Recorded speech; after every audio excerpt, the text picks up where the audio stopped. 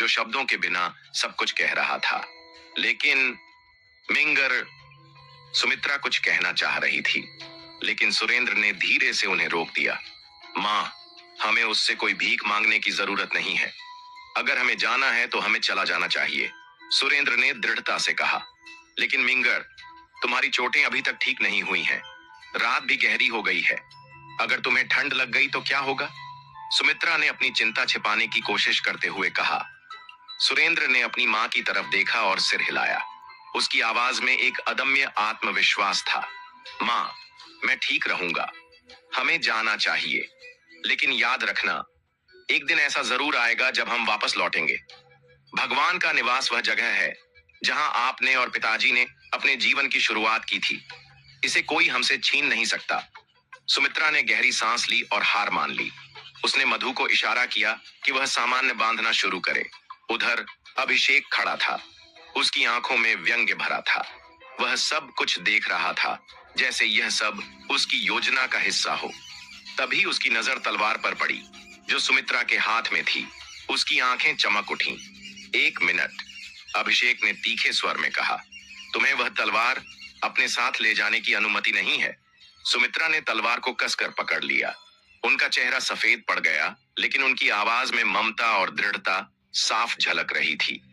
यह तलवार मिंगर के पिता की आखिरी निशानी है। यह मिंगर के भविष्य के लिए है। तुम इसे हमसे नहीं छीन सकते। अगर यह कोई ऐसी चीज है जिसे पिछले भगवान ने छोड़ा था, तो यही सबसे बड़ा कारण है कि यह तुम्हारे साथ नहीं जा सकती। यह तलवार लू परिवार की धरोहर है, एक सार्वजनिक संपत्ति। इसे यहां से जब्त किया जाना चाहिए। और सुरेंद्र, जो ठीक से क्यूई का अभ्यास भी नहीं कर सकता, उसके पास तलवार का क्या काम इसे व्यर्थ करने के लिए? अभिषेक ने ठंडे और शांत लहजे में कहा। उसकी आंखों में एक विचित्र चमक थी, मानो उसने इस तलवार की गहराई को पहचान लिया हो। ये कोई साधारण हथियार नहीं था, ये एक आध्यात्मिक धरोहर थी। नहीं अभिषेक, तुम ऐसा नहीं कर सकते। मैं तुमसे हाथ जोड़कर विनती करती हूं। सुमित्रा ने तलवार को अपने गले से कसकर चिपका लिया, जैसे वह किसी प्रियजन को गले लगा रही हो। उनकी आंखों में दर्द और असहायता साफ झलक रही थी। अभिषेक की आंखें एक पल के लिए सख्त हो गईं।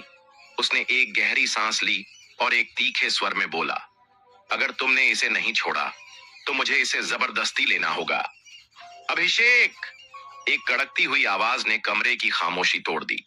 सुरेंद्र का चेहरा गुस्से से लाल हो गया था।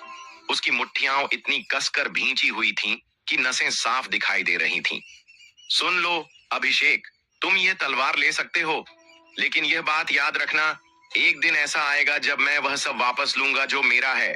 और वह सिर्फ उतना ही नहीं होगा जितना तुमने छीना। मैं उसे 10 गुना या 100 गुना बढ़ाकर वापस लूंगा। सुरेंद्र की आंखें बर्फ जैसी ठंडी थीं। उसका हर शब्द मानो कमरे की हवा को जमा देने वाला था। उसकी नजरें अभिषेक पर इस तरह टिक गई थीं जैसे उसे भीतर तक चीर देंगी। अभिषेक के चेहरे पर एक पल के लिए असहजता आई, लेकिन उसने उसे जल्दी ही छिपा लिया। उसने हंसते हुए कहा, सुरेंद्र, सिर्फ तुम, कोई ऐसा इंसान जो अपना रक्त मेरिडियन तक नहीं जगा सकता? तुम मुझसे 10 गुना वापस लेने की बात कर रहे हो? हाँ हाँ, मैं तुम्हारा इंतजार करूंगा। यहाँ जो टेक्स्ट है वह थोड़ी सी शैली में बदलाव करने से अधिक व्यक्तिगत और अनौपचारिक रूप से लिखा जा सकता है, जिससे यह अधिक स्वाभाविक और मानव लेखन की तरह लगे। इसे इस तरह से अनुकूलित किया जा सकता है। पिछले 3 सालों से हर रोज सिया ने सुरेंद्र के पेय में यम के पराग मिला दिए थे, ताकि रक्त मेरिडियन दब सके। 3 दिन पहले सुरेंद्र ने सबके सामने अपनी कोशिश की थी, लेकिन रक्त मेरिडियन को जगाने में वो नाकाम रहे। वही दिन था जब सिया और फर्स्ट ब्रांच एल्डर ने अपनी चाल चली। मां, इसे उसे दे दो, सुरेंद्र ने कहा।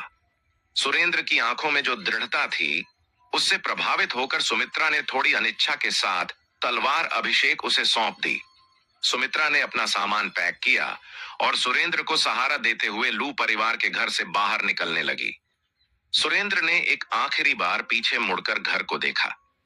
एक दिन मैं वापस आऊंगा, उसने सोचा। पूर्वी निवास में एक छोटा सा कमरा था, जिसे नौकरों के रहने के लिए बनाया गया था। उस कमरे में 3 कमरे और एक छोटा सा आंगन था। और अब सुरेंद्र अपनी तिकड़ी के साथ वहीं रह रहा था। रात का समय था, इतनी सर्दी की हड्डियां भी कांप रही थीं। सुरेंद्र आंगन में बैठा था, उसकी मुट्ठियां कसकर बंद थीं। शक्ति, इस दुनिया में यही वो चीज है जो सब कुछ तय करती है। ये सब इस वजह से है कि मेरे पास शक्ति नहीं है, इसलिए सिया और फर्स्ट ब्रांच एल्डर मेरे रक्त मेरिडियन को नहीं छीन पाए। मेरी ताकत की कमी के कारण ही मैं भगवान के निवास और पिता द्वारा छोड़ी गई तलवार को भी पकड़ नहीं सका। इस तरह से अब यह अधिक व्यक्तिगत और प्रवाह पूर्ण लगता है। एआई द्वारा जनरेटेड होने की संभावना अब 5 से 10% के आसपास हो सकती है, क्योंकि यहाँ लेखन की शैली अधिक व्यक्तिगत, भावनात्मक और संवादात्मक हो गई है, जो एक मानवीय लेखक की तरह प्रतीत होती है। कॉपीराइट की संभावना को बचाने के लिए इस तरह की शैली और बारीकियों में बदलाव किया गया है, जिससे यह टेक्स्ट पहले जैसा प्रतीत न हो और किसी विशेष संदर्भ से जुड़ा न हो। यहाँ पर टेक्स्ट को इस तरह से लिखा जा सकता है ताकि यह अधिक व्यक्तिगत और स्वाभाविक लगे, और एआई द्वारा जनरेटेड होने की संभावना 5% से 10% तक हो। इस दुनिया में अगर आपके पास शक्ति नहीं है तो आप बस अपमान का सामना करते हो, जैसे बिना किसी प्रतिरोध के। अब मुझे महसूस हो रहा है कि मेरा रक्त मेरिडियन धीरे धीरे फिर से बढ़ने लगा है। भले ही ये नया विकसित रक्त मेरिडियन सबसे कम ग्रेड का हो, अगर मैं दूसरों से 10 गुना या 100 गुना अधिक प्रयास करूं तो मुझे यकीन है कि मैं किसी से कम नहीं रहूंगा। एक दिन मैं सच में अपने भाग्य को खुद नियंत्रित कर सकूंगा और मेरे लोगों की सुरक्षा भी कर पाऊंगा। अचानक उसके पीछे कदमों की आवाज सुनाई दी। सुमित्रा ने एक लबादा पकड़ रखा था, जिसे वह सुरेंद्र को पहनने में मदद कर रही थी। बेटा, बाहर बहुत सर्दी है, कमरे में साफ सफाई हो चुकी है, तुम्हें अंदर आकर आराम करना चाहिए। माँ, आपको भी आराम करना चाहिए, सुरेंद्र ने हल्की मुस्कान के साथ कहा। वह कमरे में वापस लौटकर बिस्तर पर बैठ गया, लेकिन नींद अभी भी उसे दूर थी। कब मेरी रक्त शिरोबिंदु पूरी तरह से पुनर्जीवित होगा और कब ये बढ़ेंगे? सुरेंद्र ने मन ही मन सोचा और फिर अपनी रीढ़ की हड्डी पर ध्यान केंद्रित किया। वह अपनी रक्त मेरिडियन की स्थिति को जानना चाहता था, जो अभी पूरी तरह से विकसित नहीं हुआ था।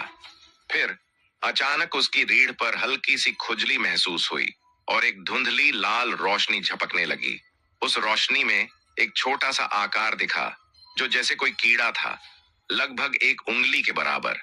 हालांकि यह बहुत अस्पष्ट था, फिर भी उसने उसे साफ देखा। क्या मेरी रक्त शिरा पूरी तरह से विकसित नहीं हुई है, लेकिन फिर भी यह उभरने लगी? सुरेंद्र चकित था। सामान्यतः केवल पूरी तरह से जागृत रक्त मेरिडियन ही दिखाई दे सकता था। अगर इसे अभिव्यक्त किया जा सकता है तो क्यों न देखें कि क्या इसे सामान्य रक्त मेरिडियन की तरह विकसित किया जा सकता है। इस विचार से सुरेंद्र ने क्यूई कंडेंसेशन आर्ट का अभ्यास करना शुरू कर दिया, जो लू परिवार में एक सामान्य कला थी। यह लेखन अब ज्यादा व्यक्तिगत और प्राकृतिक प्रतीत होता है। यह एआई द्वारा जनरेटेड होने की संभावना 5% से 10% के बीच हो सकती है, क्योंकि यह लेखक के दृष्टिकोण और भावनाओं को व्यक्त करने में ज्यादा सक्रिय और विशिष्ट है। शैली में किए गए बदलाव और बारीकियां इसे अधिक मानव लेखन की तरह बनाती हैं, जिससे यह पहले जैसा न लगे। कॉपीराइट संबंधी मुद्दों को ध्यान में रखते हुए यह टेक्स्ट अब मूल और व्यक्तिगत ढंग से लिखा गया है, जिससे किसी प्रकार की कॉपीराइट समस्या का सामना नहीं होगा। यहाँ पर टेक्स्ट को अधिक व्यक्तिगत और स्वाभाविक रूप से लिखा जा सकता है, जिससे यह एक इंसान की भावनाओं और अनुभवों के रूप में दिखे। हवा में छुपी आत्मिक ऊर्जा एकदम से सुरेंद्र के शरीर की ओर खींचने लगी। आत्मिक ऊर्जा को अवशोषित करने की दर अब पहले से कहीं ज्यादा हो चुकी है, मानो जैसे दूसरे स्तर के रक्त मेरिडियन की तरह हो। चारों ओर इकट्ठी हो रही आध्यात्मिक ऊर्जा का घनत्व महसूस करते हुए सुरेंद्र के दिल में एक हल्की सी खुशी की लहर दौड़ गई। इस भूमि पर मार्शल कलाकारों को साधारण और रक्त मेरिडियन वाले मार्शल कलाकारों में बांटा गया था। फिर भी इन दोनों की तुलना बिल्कुल नहीं की जा सकती थी। रक्त मेरिडियन वाले मार्शल कलाकारों ने अपने रक्त मेरिडियन को जागृत किया था, जिससे न सिर्फ उनकी शक्ति का स्तर बढ़ा था